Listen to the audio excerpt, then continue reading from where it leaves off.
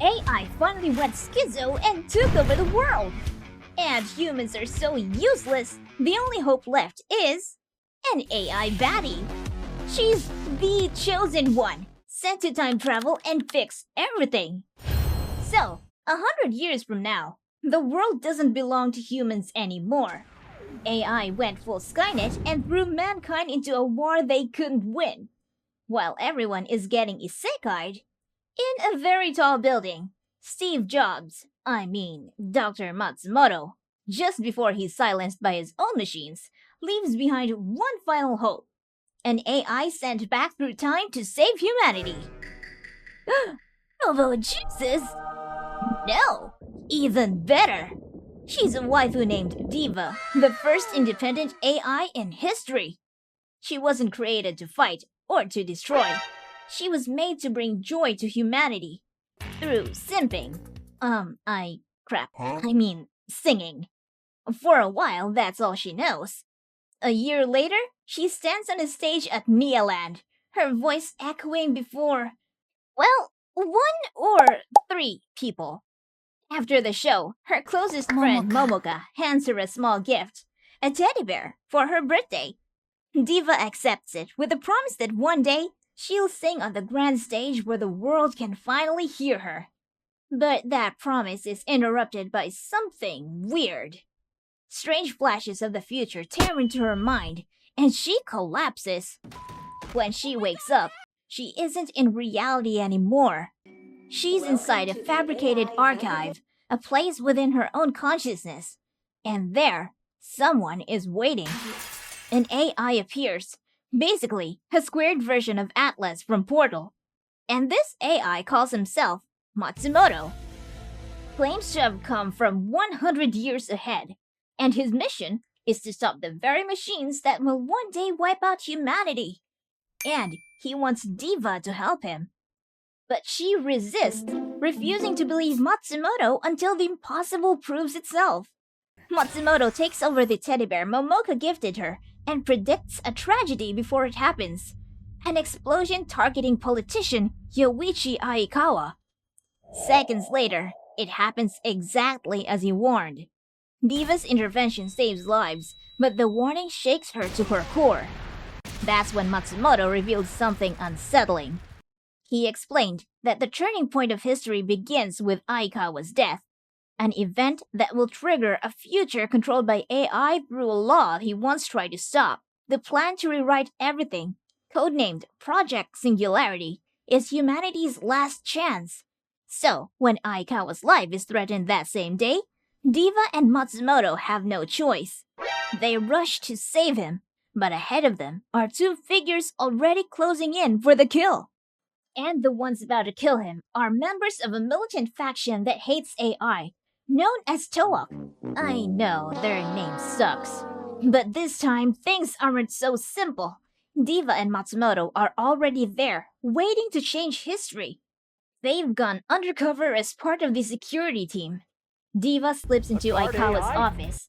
She manages to pull him out, but a shot rings out from Toak's leader Kuwana, and Diva takes the hit. Yet, this isn't a normal bullet. It scrambles her system and instantly paralyzes her. Kuwana closes in for the kill, ready to finish both her and Aikawa.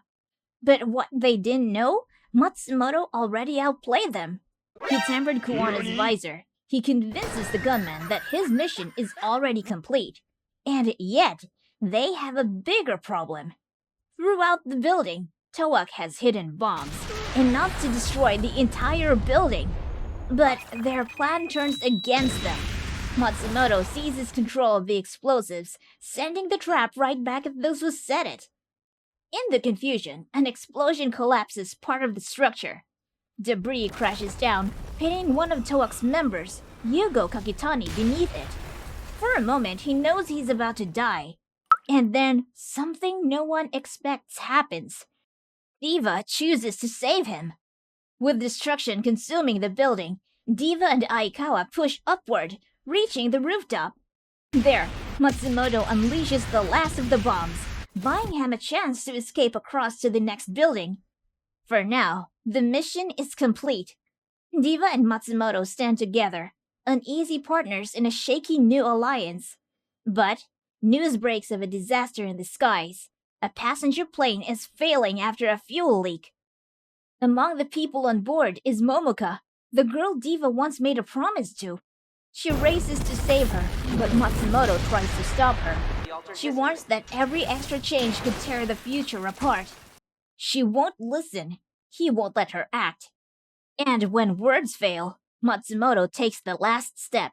He shuts down Diva's body, forcing her into silence. 15 years later, and once again, Diva is on stage at Nealand. Only this time, the seats are no longer empty. The crowd is larger, her voice reaching farther than it has ever before. But just as the applause rises, so does a shadow from the past. Matsumoto returns and starts yapping that another singularity point has appeared. Another problem in history that they need to fix. Diva refuses at first. After all, the AI naming law never passed. That turning point was already stopped. But Matsumoto tells her that something even worse will happen. A law more favorable to AIs, one that pushed them to multiply and evolve faster than anyone imagined. In short, they're better slaves. And with countless lives hanging in the balance, Diva cannot walk away. Their path leads to the Sunrise Space Hotel. And the hotel is really pretty, or should I say, unbelievable. But sadly, this thing is a future disaster waiting to fall. Matsumoto explained that its owner, Estella, will one day send the hotel down crashing into the planet. And this lady is known as the most defective AI in history. Wait, what? Yes, she's a psycho. Still, Diva doubts him. She decides to look closer. Her investigation reveals a mystery surrounding the hotel's former owner, a man who died under suspicious circumstances. At first, suspicion points to Estella. But as Diva digs deeper, she finds out that Estella ain't no robo-psycho. Ain't no way! She's too nice to be one. But then, something unexpected happened.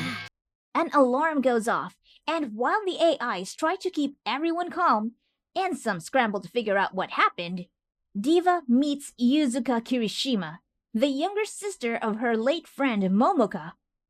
Wait, so you're telling me that if Diva messes up here, Yuzuka could end up with the same fate as Momoka? Well, they're sisters, all right. Meanwhile, Leclerc, let's just go with that. Leclerc, one of the hotel's AI staff, is killed by Estella. Yeah, Leclerc got the Ferris Manus treatment.